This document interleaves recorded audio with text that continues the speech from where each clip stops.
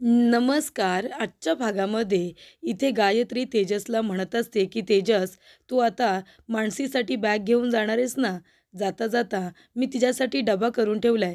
डबासुद्धा आठवणीने बॅगमधून घेऊन जा." तेव्हा तेजसला हसायला येतं. तेजस म्हणतो, "सॉरी, मला हसायला आलं. पण काय वहिनी, वाण नाही पण गुण लागला. माझ्यातला एक गुण लागलाय तुम्हाला. तुम्हीसुद्धा आता जोक करायला लागलात, हसवायला लागलात आम्हाला. तुमचे हे जोक ऐकून खरोखर मला तर खूप जास्त हसायला येते." तेव्हा इथे सगळ्यांना आता आश्चर्य वाटत असतं, गायत्री एवढी चांगली का वागते? तेव्हा गायत्री म्हणते, "हे बघ तेजस, मी वाईट वागले तरीसुद्धा तुला प्रॉब्लेम आहे. मी चांगली वागले तरीसुद्धा तुला प्रॉब्लेमच आहे. मग आता मी करू तर काय करू? आता मी डबा नाही केला तर तुम्ही म्हणाल काय? घरामध्ये अशी परिस्थिती असताना मी मदतसुद्धा साधी केली नाही आहे." तेव्हा इथे तात्या म्हणत असतात, की "सूनबाई थँक यू. तू घराचा एवढा विचार करतेस ना, हे बघून खरंच खूप चांगलं वाटतं."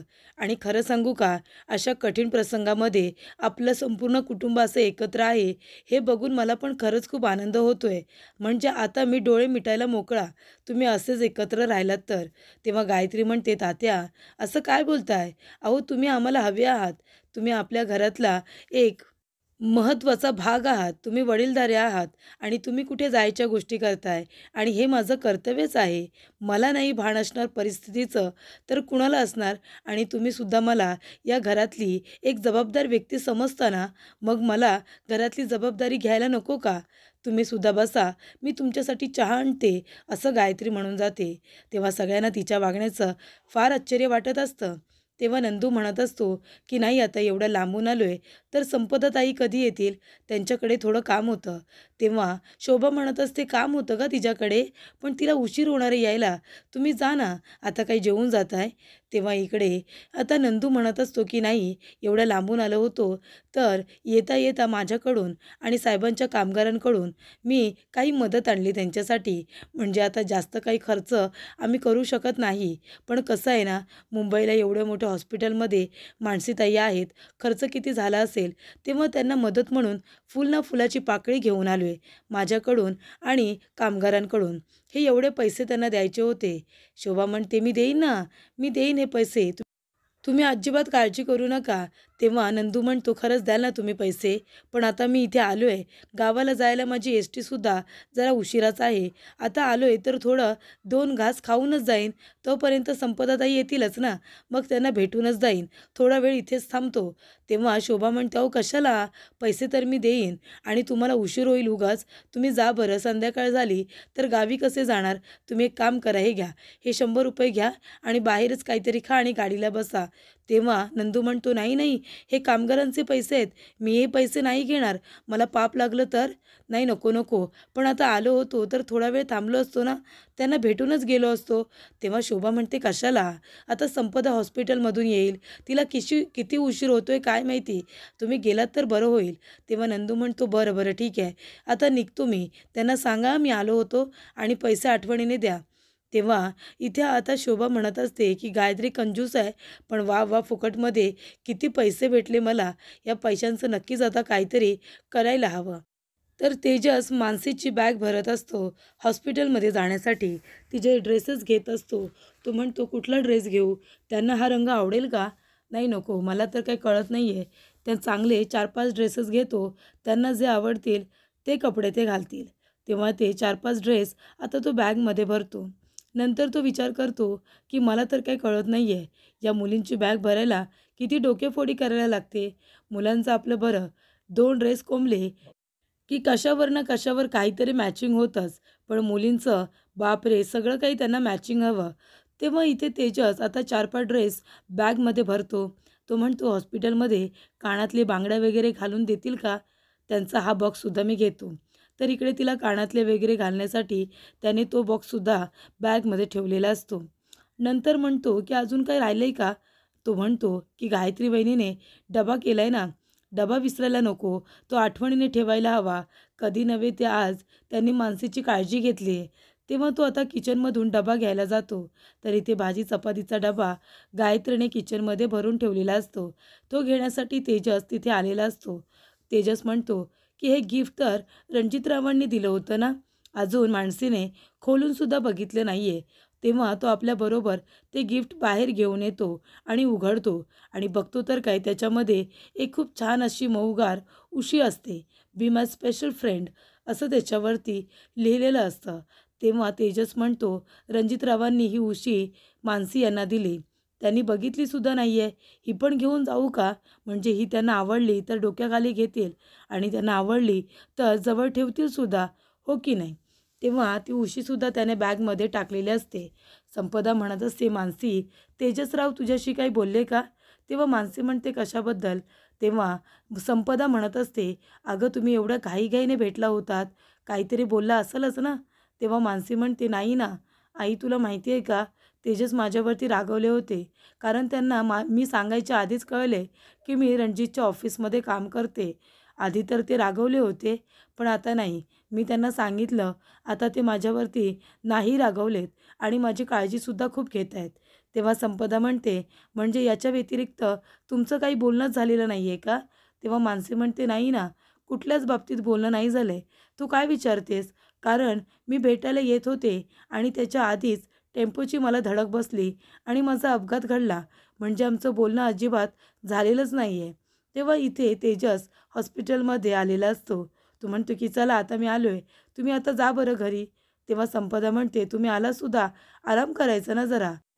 तेव्हा तेजस म्हणतो, नाही मला माहिती आहे, आराम हराम आहे आणि म्हणूनच घरी गेल्यानंतर मी अंघोळ वगैरे केली, फ्रेश झालो, त्याच्यानंतरला माझी झोप उडाली. मग कशाला उगाच झोपत बसू ना. मी यांचे कपडे आणि त्यांच्यासाठी डबा वगैरे घेऊन आलो आहे. तेव्हा संपदा म्हणते, बरं ठीक आहे, मी जाते, मानसी काळजी घे आणि तेजसराव तुम्हीसुद्धा काळजी घ्या माझ्या लेकीची. तेव्हा तेजस म्हणतो, आई अजिबात काळजी करू नका, मी त्यांची अगदी व्यवस्थित काळजी घेतो. तेव्हा संपदा घरी निघून जाते. तेजस म्हणतो की हे घ्या, मी तुमची बॅग घेऊन आलो आहे. तेव्हा गायत्री हिने घरी जो काही कांड केलेला असतो त्याबद्दल तेजसला काही माहितीच नसतं. मानसी म्हणत असते, तेजस हे काय? तुम्ही सुद्धा माझ्याबरोबर इथे राहायला आलात की काय? एवढी भरून बॅग घेऊन आलात? तेव्हा तेजस म्हणत असतो की नाही, तुमचे ड्रेसेस वगैरे घेऊन आलो आहे, म्हणजे तुम्हाला घालायला हवे असतील ना म्हणून. तेव्हा मानसी म्हणते, तेजस हॉस्पिटलमध्ये असे कपडे नाही घालून देत, असे पेशंटचेच कपडे घालायला सांगतात. तेजस म्हणतो की हे घ्या. तेव्हा इकडे भीमा स्पेशल फ्रेंडवाली उशी तेजसने इथे मानसीला दिलेली असते. मानसी म्हणते, तुम्ही आणलेत का? तेजस म्हणतो, हो, म्हणजे घेऊन मी आलो आहे, पण ते घरी असं तो सांगण्याचा प्रयत्न करत असतो की रणजितरावांनी तुम्हाला गिफ्ट म्हणून दिली होती. मानसीने ते उघडून बघितलंच नव्हतं. त्याच्यामुळे त्याच्यामध्ये काय गिफ्ट आहे बॉक्समध्ये याबद्दल मानसीला काही माहिती नसतं. ती म्हणते की तेजस, तुम्ही माझ्यासाठी खूप जास्त स्पेशल आहात, तुमच्या एवढं स्पेशल कुणीच नाही आहे. तेव्हा सिस्टर तेजसला बोलवायला येतात. म्हणतात की डॉक्टरांनी तुम्हाला बोलावलं आहे. तेव्हा मानसी ती उशी आपल्या डोक्याखाली देते आणि म्हणते की बी माय स्पेशल फ्रेंड, दुसरं कुणीही नाही. तर इथे तेजस आता ते रुमालावरचे पैसे बघतो आणि म्हणतो, अरे बापरे, एवढे पैसे कुणी ठेवले तिथे? एवढे पैसे कुणी ठेवलेत? तेव्हा गायत्री आहे त्याने म्हणते, अरे हे पैसे मीच इथे ठेवलेत सूरज, मीच ठेवलेत. त्यानंतर आबाही त्याने म्हणते, अरे तुला माहिती आहे का सूरज दादा, हे पैसे तेजस दादाने वहिनीला दिलेत. तेव्हा इथे बघतोस ना आता आपल्याशी कशी गोड गोड बोलते ते, कारण ते पैसे देऊन तेजस दादाने तिचं तोंड बंद केले ना. तेव्हा सूरज म्हणतो, काय, तेजसने पैसे दिलेत वहिनीला, पण एवढे पैसे त्याने आणले कुठून? तेव्हा आबा म्हणते, आपल्याला काय माहिती, पण तो आता कामाला लागला आहे ना, मग त्याला दिले असतील पैसे. तेव्हा सूरज म्हणतो, अगं पण एवढा किती पगार आहे त्याला, एवढे सगळे पैसे कसे काय दिले असतील? तेव्हा आभा म्हणते, अरे दादाला चांगला पगार असेल म्हणूनच दिलेत ना. तेव्हा गायत्री म्हणत असते की तुमच्या लोकांच्या डोक्यात आणि मनावर हेच भासवायचं आहे मला की मला हे पैसे तेजसने दिलेत, तेव्हाच तर तुम्ही माझ्या बाजूने बोलाल. त्यानंतर तेजस येतो आणि मानसीचे कपडे वगैरे बॅगमध्ये भरून ठेवतो. मानसीने उशी आपल्या डोक्याखाली थोडी घेतलेली असते. तेव्हा तेजस म्हणतो, रणजितरावाने दिलेलं गिफ्ट यांना आवडले वाटतं. त्यानंतर तेजस मानसीला आता आपल्या हाताने भरवत असतो. तेव्हा मानसीला तो लहान मुलांना भरवतात तसं भरवतो. एक घास चिऊचा, एक घास काऊचा, असं तो म्हणत तिला भरवत असतो. तेव्हा त्या दोघांमधलं प्रेम बघून इथे तेजस ज्या पद्धतीने मानसीची काळजी घेतोय हे बघून संपदाचे डोळे पाणावलेले असतात. ती जेव्हा बघते की आपल्या लेकीची काळजी घेणारा तिला एवढा चांगला नवरा मिळाला आहे, तेव्हा इकडे संपदाला भरून पावतं. ती खूप खुश होते. तिच्या डोळ्यातले अश्रू अनावर होतात. ती आपले डोळे आता पुसून काढते आणि हसतच तिथून जाते. तर इथे तेजस आता तिला औषध पाजायला आलेला असतो मानसीला. मानसी म्हणते, "नाही तेजस नको, खूप कडू औषध आहे ते." तेजस म्हणतो, "हो का?" आणि तो सुद्धा टेस्ट करून बघतो. तेव्हा मानसी म्हणते, "हे काय केलंत?" तेव्हा तेजस म्हणतो, "काय केलं म्हणजे? हे बघा, आता मी चाखून बघितले गोड आहे. आता तुम्ही पण घ्या बरं." तर इकडे आता मानसीने ते औषध प्यायला पाहिजे म्हणून तेजससुद्धा कडू औषध पितो. त्यानंतर मानसी औषध वगैरे पिते. तिथे सिस्टर आलेले असतात मानसीला इंजेक्शन देण्यासाठी. तेव्हा मानसी म्हणते, "नाही, नाही राष्ट्रहित, मी इंजेक्शन नाही घेणार आहे. हवं तर मी त्या सगळ्या गोळ्या खाईन, ते कडू औषधसुद्धा पिईन, पण मला इंजेक्शन नको." तेव्हा मानसीला इंजेक्शन देत असताना ती एवढी घाबरते, एवढी ओरडते, की तेजसचा हात ती चावते. तेव्हा तेजसचे डोळे इथे फिरतात. एवढ्या जोरात तिने आता तेजसला चावा घेतलेला असतो त्याच्या हाताला. तर इथे तेजस म्हणतो, की "आपण जिंकलो. फायनली तुम्ही इंजेक्शन घेतलंत." तर आता मानसीला चालता यावं म्हणून तेजस तिला चालवण्यासाठी बाहेर घेऊन गेलेला असतो. नंतर तो तिला हसवण्यासाठी कॉमेडीसुद्धा करत असतो आणि म्हणतो, की "चला या, आता तुम्ही माझ्याबरोबर या आणि आता हळू चालताय ना, थोडं आता जरा फास्टमध्ये सुद्धा चाला ना. हे बदकासारखे पाय जे टाकताय, ते आता जरा जास्त लवकर टाका, म्हणजे तुम्हाला व्यवस्थित चालता येईल. बरं, आता तुम्हाला इथे यायचं आहे आणि असा पाय वरती करून सांगतो, की तुम्हाला याच्यावरती आता बसायचं आहे." तेव्हा मानसी म्हणते, "तेजस, एक काम करता का? तुम्ही मला उचलून घ्या आणि मग त्याच्यावरती डाय मारा. घ्या मला उचलून घ्या." तेव्हा तेजस म्हणतो, "आयन तुम्ही पियालेत की मी? चला आता लवकर." "काही बोलता तुम्ही? नॉनसेन्स." आणि तिला हसवण्याचं काम करत असतो. तर तेजस हॉस्पिटलमधून मानसीला डिस्चार्ज घेऊन घरी आलेला असतो. तेव्हा इथे घर बघून मानसीला खूप जास्त छान वाटतं. तेजस म्हणतो, "हळू चला, माझा हात पकडा हवं तर." तेव्हा आता इथे पायरी चढत असताना मानसीचा तोल जातो आणि ती पडणार. तेवढ्यात तेजस तिला पकडतो आणि म्हणतो, "काळजी करू नका, मी आहे ना, तुम्ही पाय टाका. पाय टाकताना माझा हातसुद्धा पकडा, म्हणजे तुमचा तोल जाणार नाही." असं तेजस मानसीला म्हणतो. तेव्हा मानसीसुद्धा तेजसचा हात आपल्या हातामध्ये पकडते आणि मानसीला आता व्यवस्थितरित्या घरामध्ये आपली जबाबदारी म्हणून तेजस घेऊन येत असतो, अगदी सावकाशपणे. तेव्हा त्या दोघांमधलं प्रेम गायत्री बघत असते आणि जळत असते. इथे सुगंधा येते आणि विचारते, की "मानसी बाळा कशी आहेस तू?" तेव्हा मानसी म्हणते, "मावशी मी ठीक आहे. मला पण वाटत होतं मी कधी घरी एकदा येते." तेव्हा सुगंधा म्हणते, की "बाळा तू घरामध्ये नव्हतीस ना आणि मला जेव्हा हे कळलं तेव्हा तर मला खूप धक्का बसला. तू कशी आहेस कशी नाही खरंच मला काळजी वाटत होती." तेव्हा तेजस म्हणतो, "बरं, आता रडत बसू नका इथे. आता पुन्हा त्या हॉस्पिटलमध्ये जातील." तेव्हा सुगंधा म्हणते, "का?" तेजस म्हणतो, "नाही डॉक्टरांनी सांगितलंय जर कोणी आजूबाजूला रडलं तर त्यांच्या हाताला अजून दुखापत होईल. तेव्हा हसतं-खेळतं वातावरण आजूबाजूला ठेवायला सांगितलंय, म्हणजे त्या लवकर बऱ्या होतील." तेव्हा इथे सूरज आता तिला हसवत असतो आणि म्हणत असतो, की "मग कसं वाटतंय आता? बरं वाटतंय ना? औषध वगैरे वेळेवरती घ्यायचं." तेव्हा दिनेश म्हणतो, "तू तर औषधाच्या वेळा खूपच पाळतोस. तू आहेस ना आठवण करून द्यायला." तेव्हा आभा म्हणत असते, की "वहिनी बरं झालं तू आलीस. मी खरंच तुला खूप मिस करत होते." तेव्हा तेजस म्हणतो, की "हो का?" तेव्हा आभा म्हणते, "मी येणार होते हॉस्पिटलमध्ये तुला भेटायला, पण तिथे एका वेळी फक्त एकच माणूस थांबणार असतो, म्हणून मला येता आलं नाही." तेव्हा तेजस म्हणतो, "हे कारण पण आहे, पण तिथे नेल्यानंतर तू जर त्या माणसांच्या गर्दीत हरवली असतीस, तर तुला शोधायला किती वेळ गेला असता, म्हणून पण नाही घेतलं तुला." तेव्हा आभा म्हणते, "गप्प बस तू."